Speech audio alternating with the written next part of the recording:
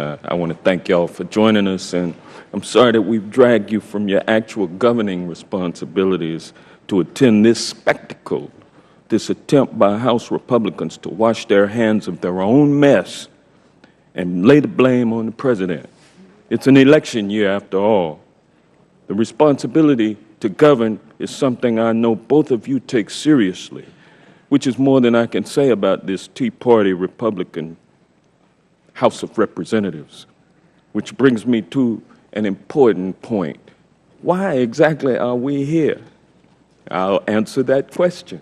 We're here because last summer, the House Republicans, bowing down to their Tea Party base, refused to honor the financial commitments of the United States government and threatened to undermine the full faith and credit of their own country.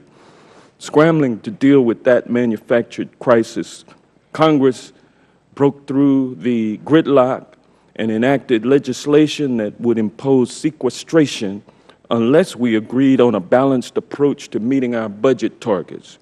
And now, instead of working on that balanced approach, the approach every serious economist says is necessary, what do the House Republicans do? They passed the Ryan budget. They cut unemployment. They cut employment and training programs. They cut food stamps, low-income home energy assistance. They cut health care for children, the sick, and the poor. They cut foreclosure prevention. They cut taxes for the rich. And they load up the defense authorization with pork, an East Coast missile shield, nuclear facilities no one wants, and billions of dollars of waste far in excess of the caps under the Budget Control Act. They want to have their pie sisters cherry pie and eat it too. This hearing is not about the Obama administration and sequestration. It's about the Republican Party's abdication of its responsibility to govern and the terrible results.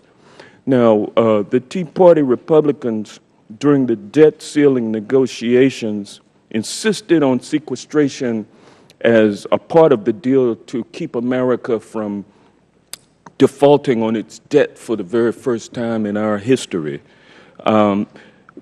Zients, what would have happened if we had not broken that gridlock, and which branch of government was responsible for this sequestration policy?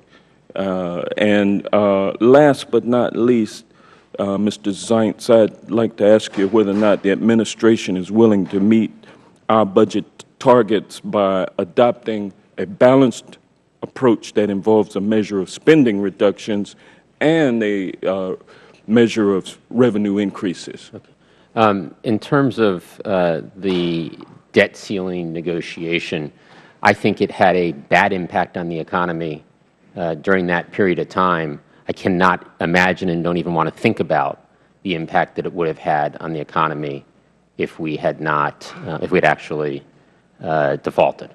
And in fact, just the threat of it caused the threat of it alone had a bad impact on the economy at that period of time. At a period of time when we could hardly afford further bad news. Mm-hmm. You know, I think balanced deficit reduction is the key here. Further spending cuts and revenue, with the top 2% paying its fair share. You're right, independent economists, Bowles Simpson, Rivlin, all of them have at the center of their plan balance, spending cuts and revenue.